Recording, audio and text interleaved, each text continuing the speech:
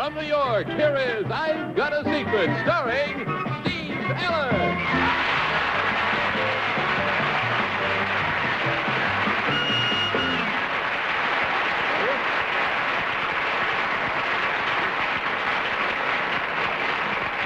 Thanks very much. Good evening. Welcome once again to I've Got a Secret. I don't think that I'm going to introduce the members of our panel tonight because we're approaching the end of the season, and frankly, I've run out of clever things to say about them. So just for a change, what do you say we let the panel introduce themselves? Here they are.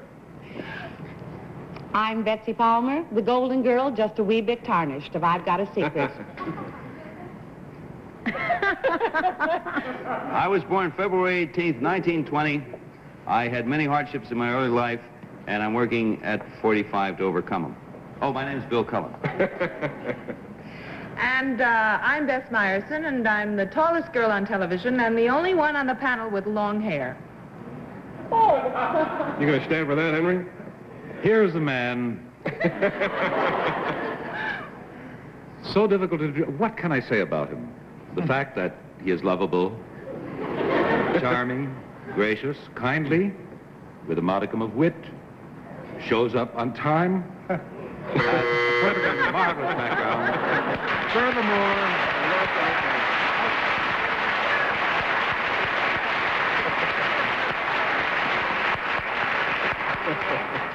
Okay, panel, you all set to play the game? Yep. Or do you just want to go on like that all night? I don't care, one or the other. Anyway, let's meet our first contestants. Here they are.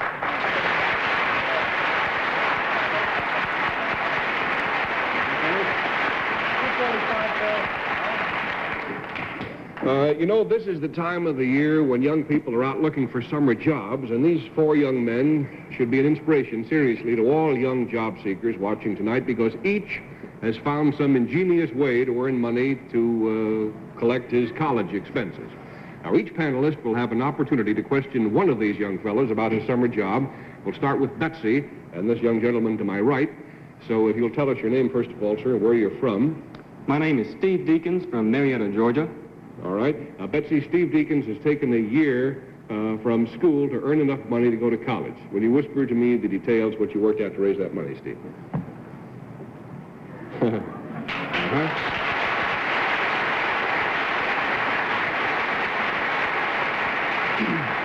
When this young man enters college, Betsy, he plans to major in geology. There's a little hint for you.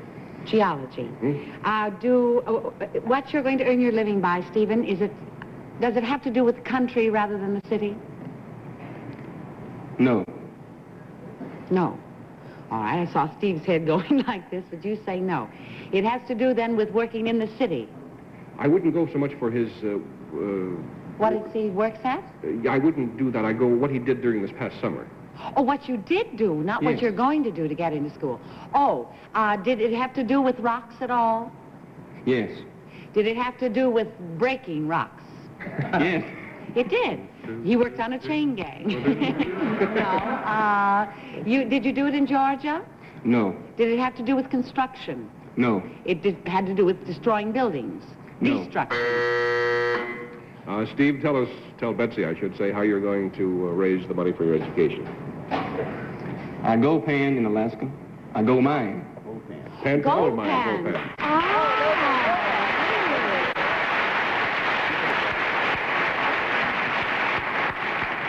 After you sifted all the dross from the whatever, how much did you make? How much money? Not a bit. Not a bit? Not last summer. I see. But you plan to go back to it? Big money's this summer. This summer. I see. All right. Now, Bill, I want you to meet this next young gentleman, fellow up to my right here. Could you tell us your name and where you're from? Lloyd Greenlee from Monmouth Beach, New Jersey. All right. Attending Rutgers. Rutgers. I know that you just started a new summer job, Lloyd. Will you whisper what it is? Uh-huh.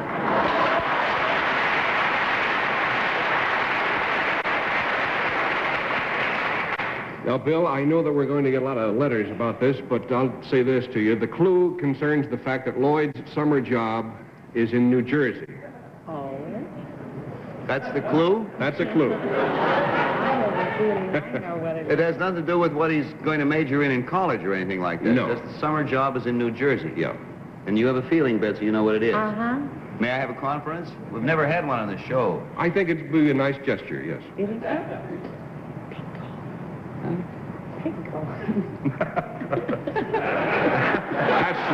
That's the last conference you're going to have. I'm sorry about the conference. All right, the only thing I have to say, I will shoot out what Betsy told me. All right. She said you don't get a job doing that. Betsy said he's going to have a job calling pigs. Well, if he does, it has nothing to do with tonight's program. Conferences don't help, Steve. That's true. They hardly ever do. Lloyd, tell them how you're going to earn money this summer. I count mosquitoes for the local mosquitoes.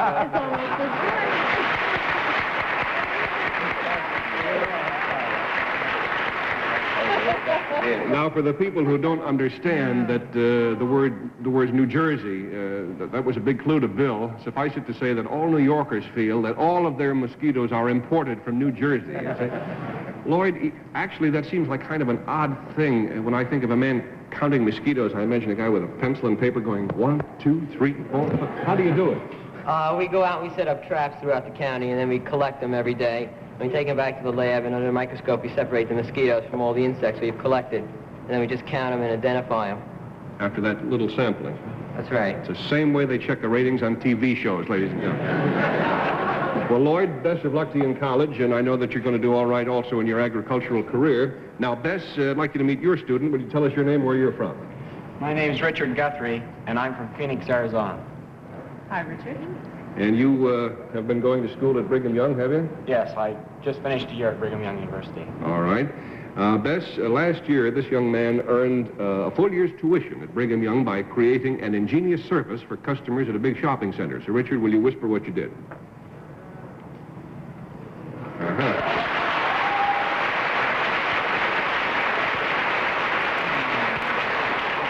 I better give you a very strong clue, Bess, because this is a very tough one. You might not guess it otherwise. It concerns a special kind of taxi service that the young man operated.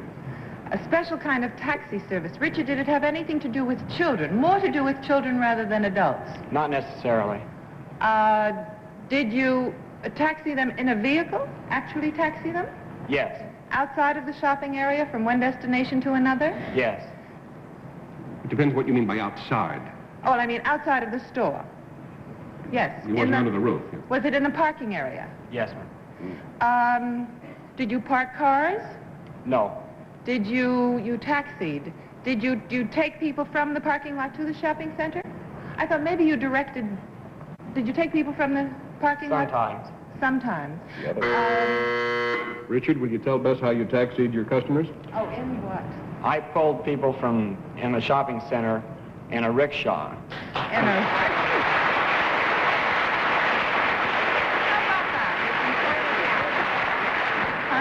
What did you charge them, by the way? It was on a tip basis. They paid whatever they thought the ride was worth. What's the most you ever were paid? The most I ever was paid was $2.25. Very but good. It was between 35 and 50 cents usually. I see. What, did some drunk get in the thing? That's a pretty big tip. Where did you get the rickshaw? Where'd you get the rickshaw? Yeah. My father helped me build it. We had 3 of them, and I leased 2 out to other boys that were going through college. Oh, well, good for you. Very ingenious. That's how we made so much Now, money. Henry, here's the final contestant for you. Would you tell us your name, young fellow, where you're from, and where you go to school? My name is Stephen Lamstein. I'm a pre-medical student at NYU, and I live in Manhattan. Now, this young man holds down several jobs. He's part owner in the Shopper's newspaper. He does accounting work, and all of that while studying pre-med at night. And believe it or not, he still finds time to earn extra money with one other job. Now, will you whisper to me the details of that, Steve?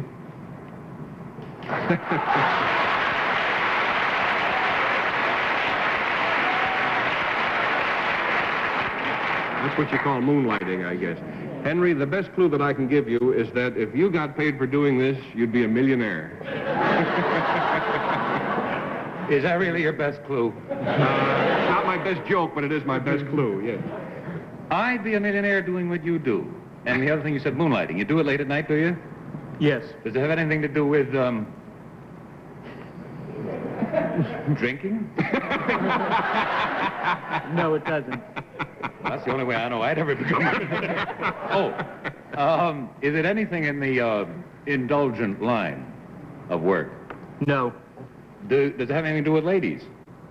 Unfortunately, no. I've lost interest in your home.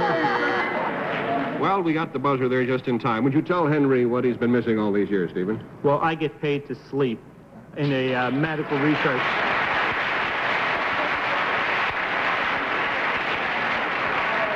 What hospital is it? What department? It's at Psychiatric Institute, and it's rather restful. They hook up some electrodes, and I fall asleep, and then they just measure my brain waves. I see. Well, it does sound like a great way to make money, and we wish all of you gentlemen the best of luck. We congratulate you on your individual resourcefulness. Incidentally, on the 28th of June, CBS is going to present a special program on the importance of youngsters continuing their educations. So if there's any young person in your home who is in doubt, seriously, be very sure that he watches CBS next Monday at 9:30 p.m. Gentlemen, good luck to you, congratulations, and keep up the good work.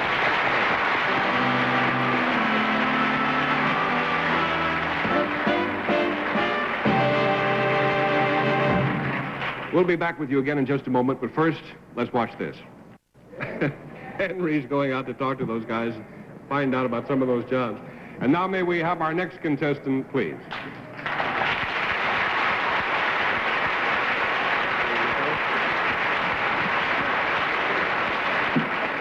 Nice to have you with us, partner. Will you tell us your name and where you're from? My name is Mark Lee. I come from Fort Lauderdale, Florida. Good for you.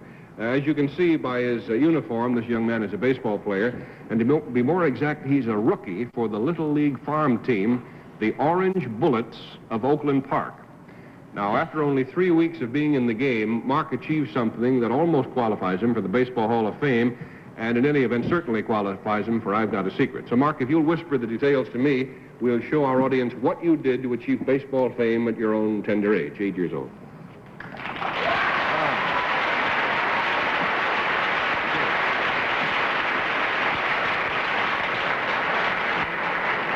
The clue to Mark's secret panel concerns something he did, and we'll start the game with Bess Myerson.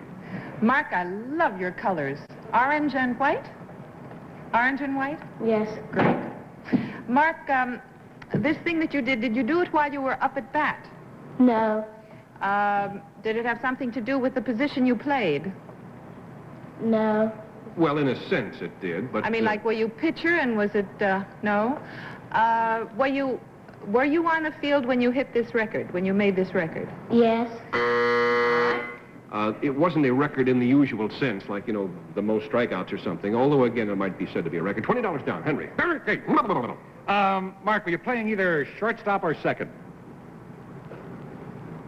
Second.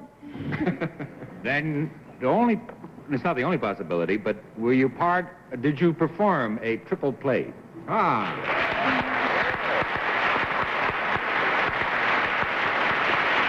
Very good boy. He not only performed a triple play, Henry, but he did it all by himself. It was unassisted. Now, for the benefit of perhaps a few people around the country watching who don't know what an unassisted triple play is, would you explain it, please, Betsy? Yeah. Go ahead. Do it. You want me to do it? Yes, all right. All right. Well, triple means 3. Good. And it must mean that he put people out at 3 different bases, maybe, and nobody got home. One base, on second base. At second base, he did it. Oh, 3 men ran to second base, and he got him out. I'm really not too sure. Well, listen, is that correct, Bess? Well, I don't know how 3 people... I would imagine that Mark probably caught a fly and tagged out the guy running to second and... Stepped on second. And stepped on second and tagged out stepped on the the one guy who running. left. That's right. Right? Well, you've just about got all around it there. Yeah? Whatever we'll he give did, you I think he's great. give you the background. It's actually a very crucial moment in the game. The score was tied 8-8, right, Mark? Yes. 8-8. Now, the bases were loaded. Mark was playing second base. A line drive came straight at him, and he just put up his hand in front of his face to protect himself. Is that how it happened? And the ball went right in the webbing of his glove and stuck there. That was 1 out. And now the coach, who happened to be Mark's father, which is nice, yelled for his son to touch second base. And he did, and there were 2 out. And at this point, the runner on first base, who hadn't expected either of these 2 things to happen, got kind of confused. He kept on going, and he bumped into Mark accidentally, and that made him automatically out, giving Mark an unassisted triple play, and the stands went wild.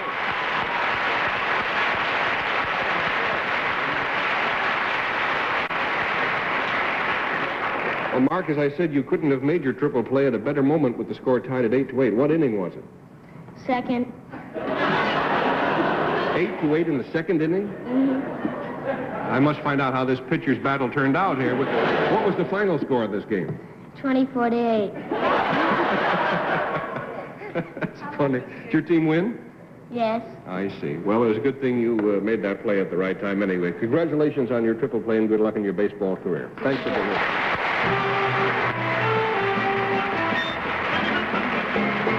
Now it's time to meet our special guest for tonight. You know, audiences along the East Coast summer stock circuit are going to be seeing her soon in a new play called Mrs. Dolly Has a Lover. Here is Arlene Francis.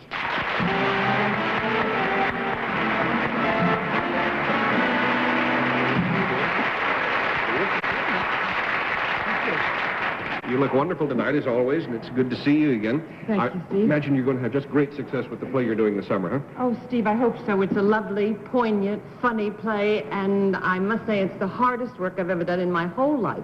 Well, are your rehearsals any harder than the other plays you've done? Oh, no, we're not in rehearsal yet. It's just that it is such hard work preparing for the rehearsals. Ah, and if I know this program, that sounds like a lead into a secret. So if you'll whisper that secret to me, Arlene, we'll let everybody know what you are doing to prepare yourself for your new role.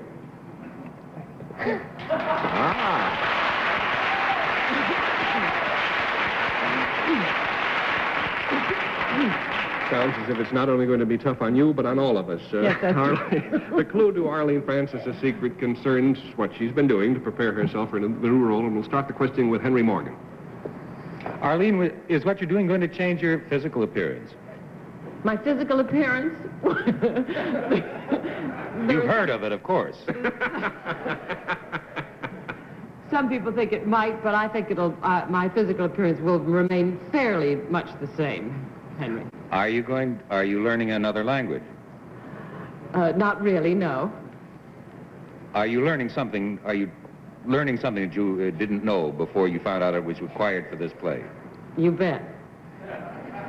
Is it something that you do mentally? There's that aspect of yes, it, but there is that, but that's not the main thing. Is it how to make something? That is in the sense of like how to knit or how to crochet or... Well, not quite in that sense, no. Good start, Henry. $20 down. Betsy? Does it have to do, Arlene, with the character, Mrs. Dolly, that you'll be playing? It does. Now, is she different than you are normally?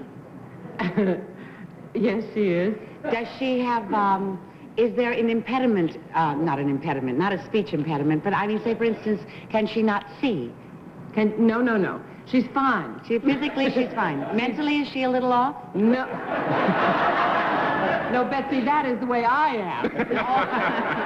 The character is perfectly darling. But has it something to do with your... No, well, mental or physically, it has nothing to do with you. No. I'm just fine in the play. You're just fine in the play. It's just everything around you that's a little peculiar. Well, is it something that you actually do on stage? Yes, during it is. the play? $40 down. Bill? I'm glad you're fine, Arlene. I like that. And with all the help that I've had so far, I'd like to start all over again. Arlene, is the thing you are learning to do something that a lady would not ordinarily do or learn to do? I think that's about it, yes. Some ladies have done it, but it's unusual. Well, I'm speaking of lady in the sense as opposed to a man. I'm not speaking of a lady as... No, a female does not usually do this. Some masculine act or accomplishment that you are learning, is that right? Yes. Does it have to do with muscles, Arlene? Some places. I know for a fact... Some muscular activity involved. $60 down. Bess? I was thinking along the wrong line, Arlene, because I thought possibly it might be that you were learning how to be more feminine than you, which is almost impossible, but I mean flirt or something. Is it along those lines? No, I took those lessons in school. This thing that you have to do in order to be more masculine, do you, by the way, dress in any scene as a man? Or No. No. Does it have anything to do with exercises that you have to do? Well, that's part of it. Anything in dance? No. Any sport? No. I think you were probably going in the right direction. Yes, Betsy? Is it judo or karate or something like that? All those movements might come in handy. I'll tell you, we all know what sacrifices actors and actresses make for their art. Betsy Palmer, for example, had to cut off all her hair for her new role in My Hair Is Gone. My hair. No, in South Pacific. But if that seems tough, Betsy, consider the plight of Arlene here, who for the past few months has been trying and succeeding a little bit to learn to play the trombone.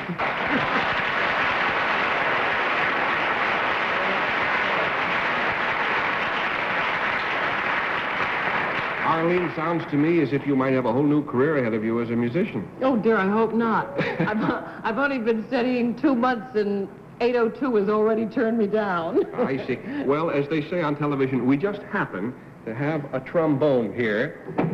And I may knock it apart getting it out of here. I have to take my lipstick off. All right. I'll take mine off then. We just happen to have this thing here, and could you show us what you've learned? Now, you do all understand it's been a very short period, and this is the most difficult instrument, no matter what anybody tells you. However, I have a B flat down flat, I think. Can we hear it? Well, I haven't warmed up at all, you know, and I may not hit it off, but don't go away.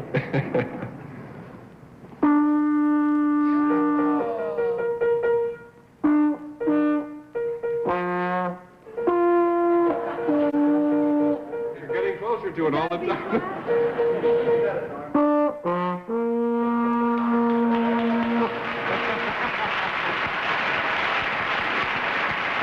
A little something for all you George M. Cohen fans out there. Now, I have an F. Well, I have a headache. Listen, so all this shouldn't be a total loss. Yeah. Before we hear from a lonely moose or something out there, why, we have our stage set over here, and Norman Paris has worked out what I'm sure will be a very embarrassing arrangement for you. But Norman has figured out how the few notes that you have had a chance to learn yet can be put to use. So you want to help yourself to our stage? This is a TV first, ladies and gentlemen, and if we play our cards right, a last, I think. Here is Arlene Francis, accompanied by Jack Rain, who has played the instrument before a little bit, demonstrating her skill on the trombone. Here she is.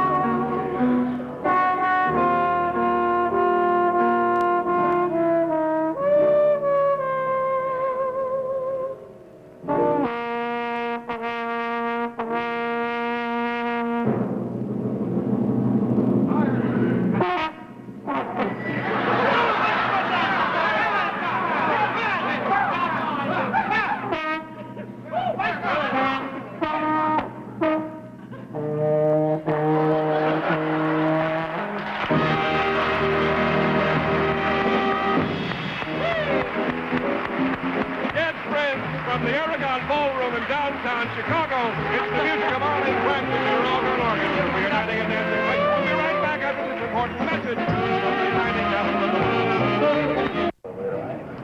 All we have time to do is say good night, so good night, everybody. Good night. Good night. Got a Secret has been brought to you tonight by Rich tasting instant Maxwell House coffee and Dream Whip, the whip topping mix. Both fine products of General Foods.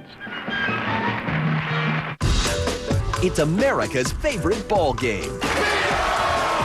Watch and play Bingo America tomorrow at 4:30, 3:30 Central, only on GSN.